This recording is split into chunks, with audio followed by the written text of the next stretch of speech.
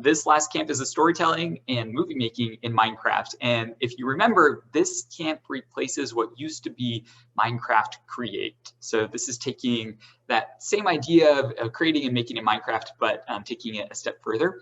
It was a Sensei created camp that we have kind of remixed and edited and refined a little bit. But a huge shout out to Daniel Wender for creating the original that we kind of base this final version off of.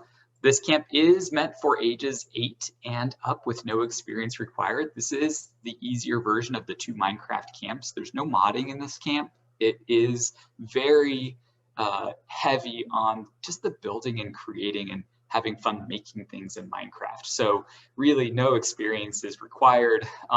We kind of expect that kids will probably know what Minecraft is and probably have some experience playing Minecraft, but if not, there are supports in there for kids who, you know, had never played before and this is their first experience. But our assumption is kind of that most kids coming to this camp are already stoked about Minecraft. And so because this is the revamp or replacement for Minecraft Create, most of the kids' time is just building stuff in Minecraft. However, the spin that has been put on it is that they are building with a purpose. And that purpose is to tell stories in Minecraft. And so the things that they build, most of them revolve around building scenes for a play that they're performing or a movie set for a movie that they're recording, things like that. And so it kind of gives them purpose for what they're building and what they're doing. And so really, it'll be a great fun camp for the kids to be able to express their creativity in Minecraft. So on day 1, the kids will get split up into groups that they will remain with for the remainder of the camp, unless there are problems and you need to split kids up. You can always do that mid-camp, but hopefully they all kind of get along. And on day 1, they will actually, for the icebreaker activity, they will create a team headquarters where they will work together to create a building or a base, if you will, that can kind of serve as the place where they all go and meet and whatnot.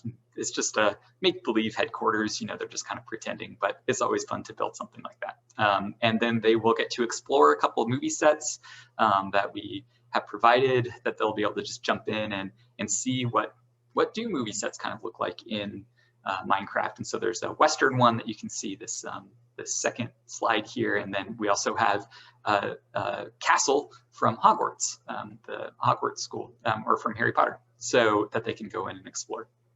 They will get some time to start building a movie set on day 1. They're not going to do any recording with this movie set. It's just about creating that set, but they get some exposure to, you know, how much time it actually takes to build out something. You know, the 2 examples that they'll see are very in-depth and getting some exposure to actually building something that day will kind of put things in perspective on, well, gee, we only have 5 days together. What can I build? And so day 2, they will start off, the warm-up activity is a costume party. They'll learn about skins. You can actually change your skin. You can see we have a little ninja costume here, and you can change your skin in Minecraft. And so that's going to be one of the tools that they'll be able to use when telling stories, is they can change their skin to be something different. If they are telling the story of the 3 little bears, obviously that's a little kid story, but that's the one that came to mind just now, then they would dress up like bears, right? And so they would kind of do that. So on this day, after learning about costumes, they'll also learn about creating their story, and they'll build a set for what's called a legend story. So they'll think of a legend, they'll use story cubes to kind of come up with what that legend is, and then they will build the set and perform live for the rest of the kids in the group. And it'll be a lot of fun for them. You can see here that we are using the story cubes. We're trying to, one thing we try to do in building camps this round is intentionally use materials from other camps, like H.Just went through how they're using materials and ideas from multiple camps.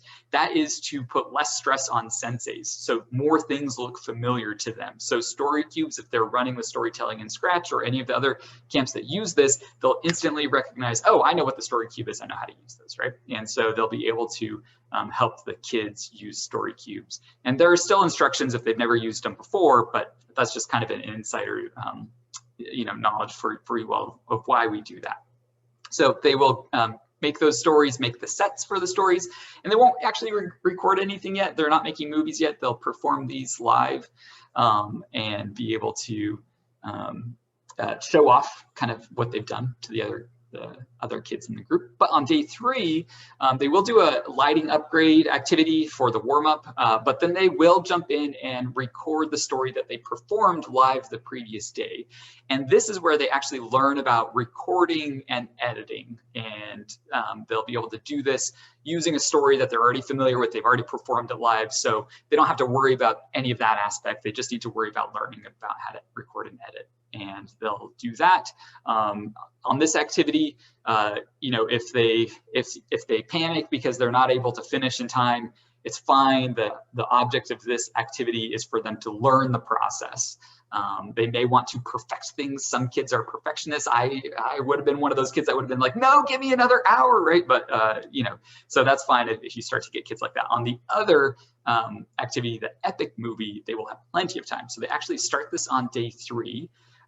This is where they start planning the story for the movie, and they start building their movie scenes, and they will actually continue working on days 4 and 5, and then let's see, I won't spoil it all. Let's see. So day 4, they do get some peer feedback for their warm-up on their story. They can get some ideas from their peers, like, oh, that's a cool story. Have you thought about adding this or that, right? And then they continue building those epic movie sets, so they have plenty of time to continue to build something out that's very cool. And then they finish up the day with rehearsing kind of their movements and lines and the story and whatnot. And then day 5 is when they actually will jump in and film and edit their epic movie. The warm-up activity for day 5 is pixel art, just to get them doing something creative and fun as kids are walking in the door and whatnot. But yeah, they'll finish up the epic movie, and then you'll have an epic movie premiere where you'll get to watch all of their movies. I recommend popping some popcorn if you can, or treats or something, trying to make it feel like a movie atmosphere, like it's a movie premiere, and it can be a lot of fun. Invite parents, make it a fun event. And there is a list of suggestions of optional activities, optional projects rather, that you can suggest to kids that may finish early. If they finish editing their movie early. I don't anticipate that. I bet kids will be working up into the last minute, but we have a whole list of activities that they can jump in. All the activities are ideas of things to build in Minecraft. And so they can continue to build and have fun.